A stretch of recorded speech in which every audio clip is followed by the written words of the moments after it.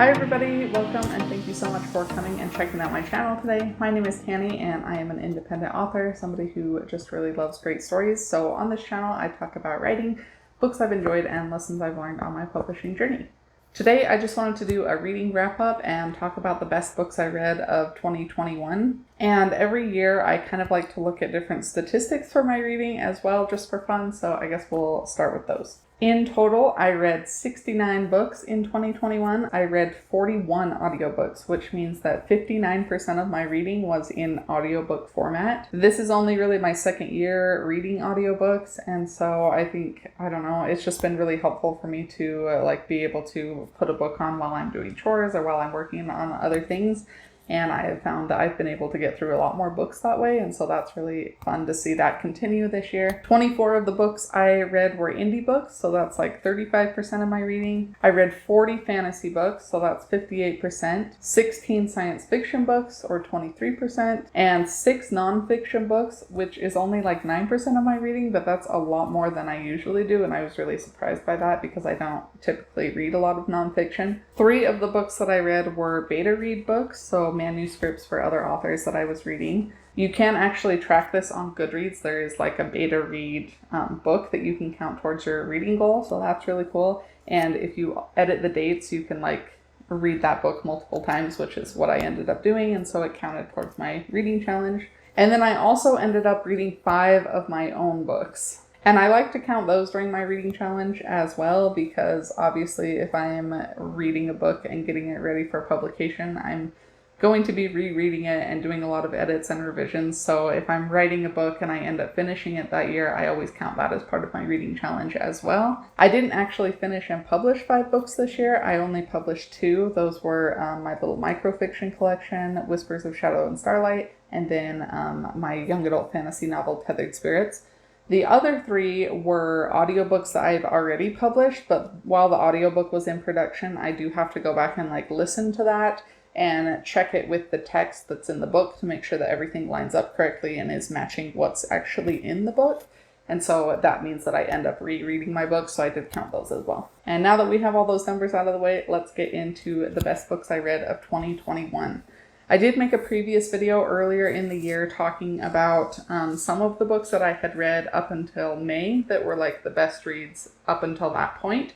So I'm not going to talk about those in depth, but I do just want to mention them very quickly to remind you, and I will link that video in the cards if you want to know more about them. So those books were The Poppy War by R.F. Kuang, and I'm talking about the whole series with that. The Knife of Never Letting Go by Patrick Ness. The Boy, the Mole, the Fox, and the Horse by Charlie Mackesy. Seize the Stars by Mary Fan, which is the last book in a trilogy called the Starswept Trilogy. Shadow of a Dead God by Patrick Samphire. And The House in the Cerulean Sea by T.J. Klune, which is still probably my top absolute favorite book of the year. And now let's get into the rest of the books that I didn't talk about before and that I read during the second half of the year. The first one I want to talk about is Cemetery Boys by Aiden Thomas. This is something that I actually read in the first part of the year, early on, and it didn't make it into that other video. I think I just forgot to include it, but I really loved this book. It was awesome. This is about a Latino boy named Yadriel. He is transgender and he belongs to a family of brujos. So in their family, they have magical abilities, but those different abilities and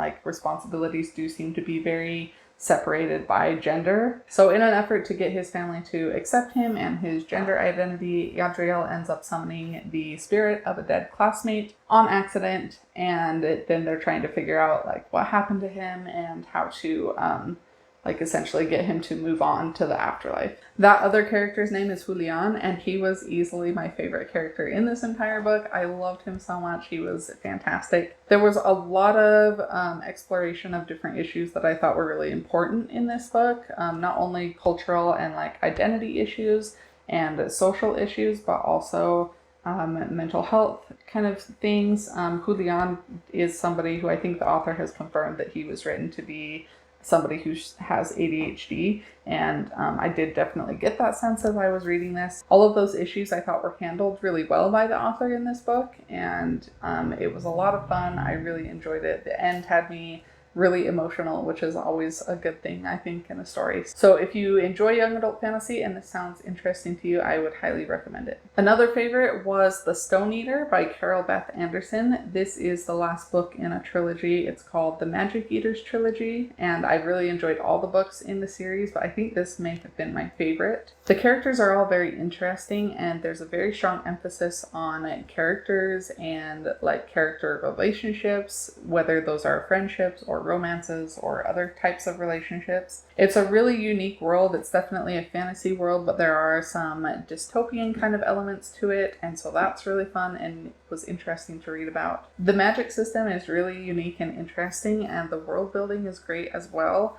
I love the author's writing style. It's very clear and straightforward, and you can easily read through it, but it's also just really beautiful and almost poetic in some places. This last book in particular did a really good job of like wrapping up the story and bringing everything to a satisfying conclusion. I especially loved the antagonist in this book. We really got to focus on him and have a better understanding of how he came to be the way he is. And it just really delved deep into his story and his perspective in a way that I don't feel like a lot of young adult fantasy books do for their antagonists. And so I really love that, and I would highly recommend this series as well. The next book I want to talk about is The Goddess of Nothing at All by Kat Richter. This is the author's debut novel. It is an indie fantasy book, and I have seen a lot of really great responses to it so far, which I think is so well deserved. I think it's a really fantastic book, and if you enjoy dark fantasy or Norse mythology, I think this is definitely one that you want to consider checking out. I don't know much about Norse mythology at all, and even mythology in general is not really my thing, so I wasn't too sure how I would feel about it going in, but I ended up really loving it. Our main character is Sigyn, who is Loki's wife. Apparently she's not a figure who is very predominant in a lot of the old myths, but this story is told specifically through her point of view. So we end up following Sigyn and Loki's relationship as it develops, and their interactions with some of the other gods and goddesses from Norse mythology. And a lot of the stories that we get in this book, I assume, are based on those specific myths, and so it's really interesting to see those explored. The characters are definitely the focus in this story, and they are very morally gray characters. No one is really a good guy here. There are some characters who you maybe will empathize with more than others, and some who are like just downright awful, but ultimately nobody is really a hero. They all have made, some difficult choices, or some choices that were maybe not the best, and we really get to dive deep into the consequences of those things and how that affects everybody else around them. There's almost this cycle of like retaliation and vengeance and people just trying to get back at each other for wrongs that have happened in the past. It is a very tragic story. There's a lot of awful, terrible things that happen. All the trigger warnings for all of the awful, terrible things. Don't go into it expecting a light, happy story, because it's definitely not that. This is a book that will rip your heart out of your chest and throw it on the ground and stomp on it. But if you're okay with that sort of thing and you don't mind some of the weirder stuff that comes along with mythology, then again, I would definitely recommend checking that one out. Another great book I read this year was Bloody Spade by Brittany M. Willows. This is a young adult urban fantasy novel that feels very much like an anime or a manga. So if you're into those kinds of characters and that type of storytelling, this is definitely a good one to check out. The author is actually an artist as well and has a ton of really amazing artwork that's kind of in a very anime style that she has posted on her website and also like on her social media. And so that's really fun to look at and just kind of see the characters come to life that way. This takes place in a world where there has been this big event called the Reemergence, and as a result of that, magic has been brought back into the world.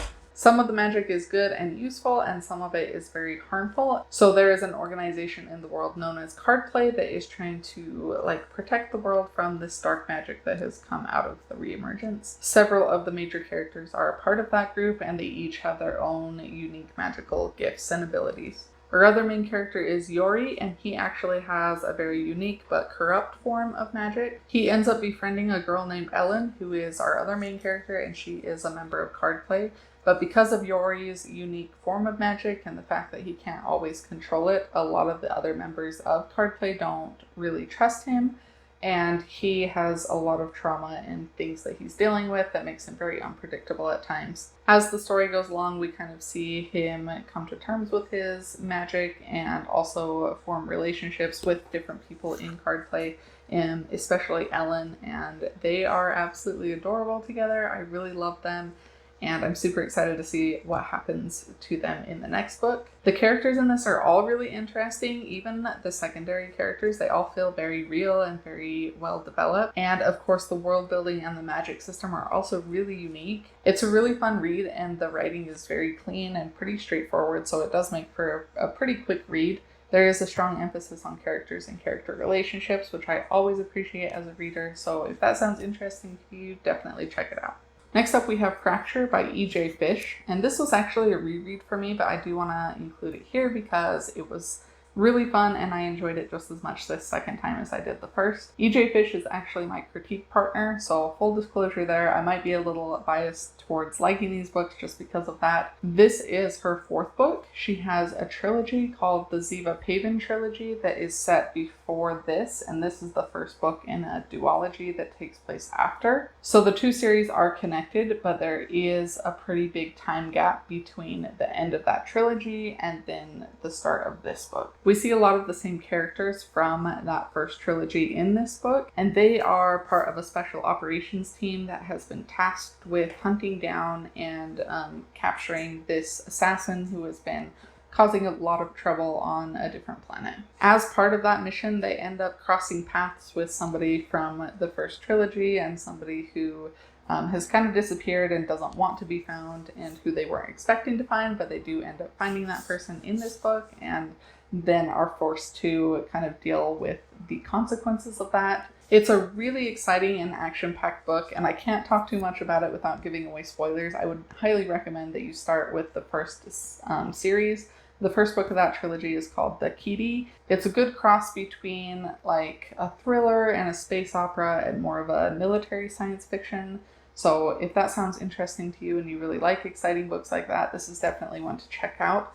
The thing that I love most about it, though, is that there is such a focus on, again, characters and character relationships. That is something that I always love to see in stories, and I think the author does a really good job with that in these books, and showing character growth over the course of the series and the growth of relationships and the shifting dynamics in character relationships, and that's really interesting to read about.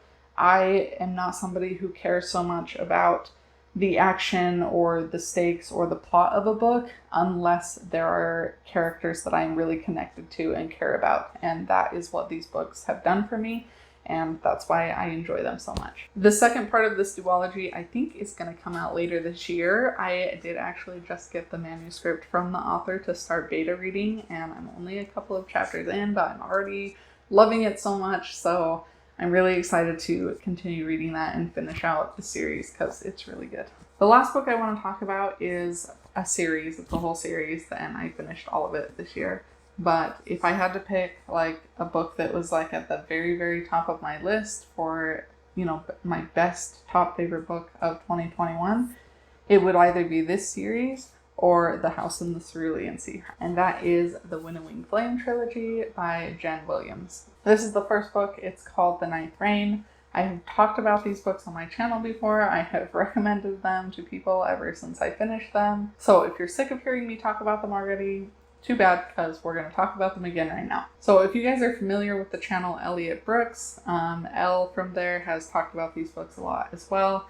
And I've gotten several really great recommendations from her channel and decided to pick these up. They sounded very different from anything I read before and very unique and interesting. So I did end up picking up the first one and really loved it, and then went through the rest of the series, and it's one of my absolute favorites now. So I'm just really glad that Elle brought these to my attention and to the attention of so many other people, and I just want to add another endorsement of these books and say that they are fantastic and definitely worth checking out. These are kind of strange books. The premise is kind of difficult to explain, but I'll do my best. This is set in a world that is kind of falling apart. Things are just not good. There are lots of places in the world that have been like overtaken by these very wild creatures and plants, And the reason for this is because every several hundred years, the world is attacked by these creatures that they call the Jurelia. And they come down in these big ships, like spaceships, right? So this is a very much a fantasy story, but then there are these kind of interesting, almost science fiction elements to it as well. When the Jurelia come, they call it a reign. So there have been 8 of these reigns so far before the story starts. And they've always managed to drive back the Jurelia or defeat them, but it's always a very kind of temporary victory because the Jurelia always come back and they have to fight them again. When the story starts, the 8th reign has been over for several hundred years. They're not really sure if a 9th reign will come. Some people think that the Jurelia were defeated the last time and that they won't come back, but there are characters that are concerned that maybe there will be a 9th reign. The problem with this is that if the 9th reign does come, the world is probably not going to survive that because the race of people who have been responsible for fighting off the Jurelia and defeating them every time are slowly dying off and have been almost completely eradicated by the time the story starts. Those people are called Eborans, and I think Elle described them as like a mix between elves and vampires, which I think is a very appropriate description. They previously would drink the sap from this tree called Ixiro that is like their god that they worship, and drinking that sap would give them immortality. But after the 8th reign, that tree god is essentially dead or in hibernation, and he's not producing that sap anymore for them to drink. And so as a result, they ended up turning to human blood to kind of try to get that same immortality. And that did seem to work for a while, but then they found out that doing that caused them to develop this disease called the Crimson Flux, which ends up killing a bunch of them off. And when the story starts, there really aren't that many left. And the city that they live in is kind of just very sad and depressing, and it's a place of death and sickness because of the way that they turned to drinking human blood and the way that they killed off a bunch of humans in that process. The relationship between humans and Eborans is not great. When the story starts, humans are very mistrustful of Eborans and don't like them generally. We have 3 main characters in this book. One is a human explorer who is kind of just trying to explore the world and figure out more about the Jurelia and what happened to them. She's kind of trying to figure out like the history of all these different reigns and where the Jurelia have gone and how they might stop them in the future if they come back. Our second main character is an Eboran who has left his home, again, just because it was very depressing and everybody's getting sick and dying, and he didn't want to stick around and watch all of that happen. So he ended up leaving, and he has joined up with this explorer woman and is just kind of acting as her bodyguard and her helper. And then the third character is a witch who they meet during their travels. In this world, witches are very much persecuted and kind of just gathered up and all locked away in this kind of prison place. And she ends up escaping and flying away, but is still kind of on the run from the people that want to hunt her down and bring her back and lock her up. This is such a good series. It is so different and unique to anything else that I've read before. The characterization is excellent, not just for those 3 main characters, but also for several, like so many of the side characters. They're all very nuanced. They all have their own goals and desires that they're working towards. The relationships between them feel very real and very authentic. I absolutely love these characters. And because I was so invested in the characters, that's why I love this book so much. This is a series that I feel like gets better with each book. And so the second and third books were really great, and I was so emotionally invested in them. There are some really beautiful, happier moments and humor in these books, but also some really emotionally devastating moments as well. I just went through a whole roller coaster of emotions through this entire series, and at the ends of books 2 and books 3, I just was like in tears, sobbing, completely devastated.